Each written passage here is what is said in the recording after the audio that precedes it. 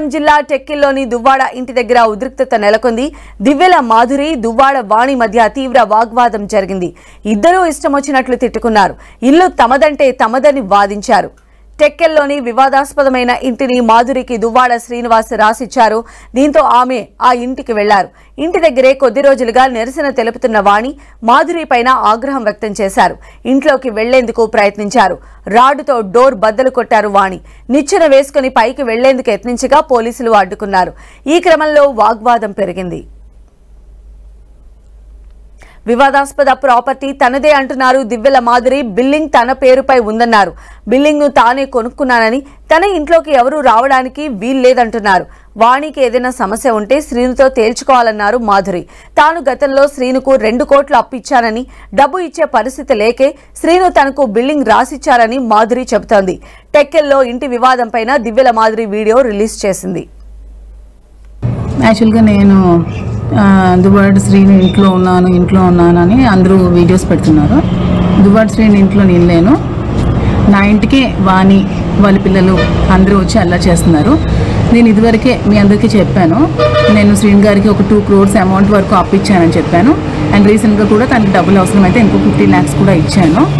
So ఇవన్నీ నేను ఎప్పుడు కూడా ఆశించి ఇవ్వలేదని కూడా చెప్పాను మీ అందరికీ ముందే. కానీ ఇప్పుడు ఆ శ్రీని గారు ముందు కట్టిన ఇల్లు ఆక్యుపై చేసుకుంది. ఇప్పుడు ఈ ఇల్లు కూడా ఆక్యుపై చేసుకోవాలని మళ్ళీ చూస్తుంది. కాబట్టి నేను శ్రీని గారికి వెళ్ళి అడగడం జరిగింది.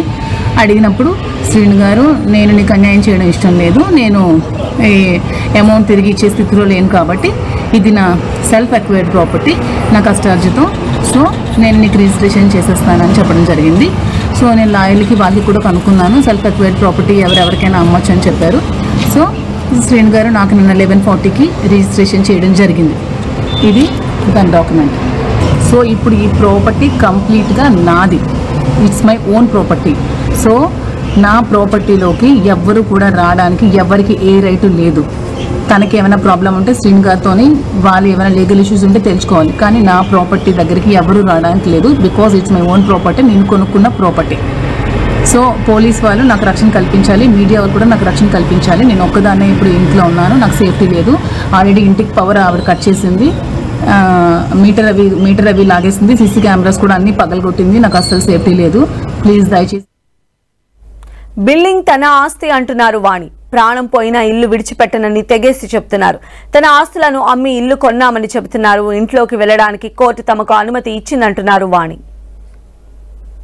ఆమెదేం అవ్వలేదండి, అవన్నీ వాళ్ళు చూపిస్తున్నారు. రిజిస్ట్రేషన్ అయిపోయింది, అవి చల్లవు, ఎట్టి పరిస్థితిలో చల్లదు.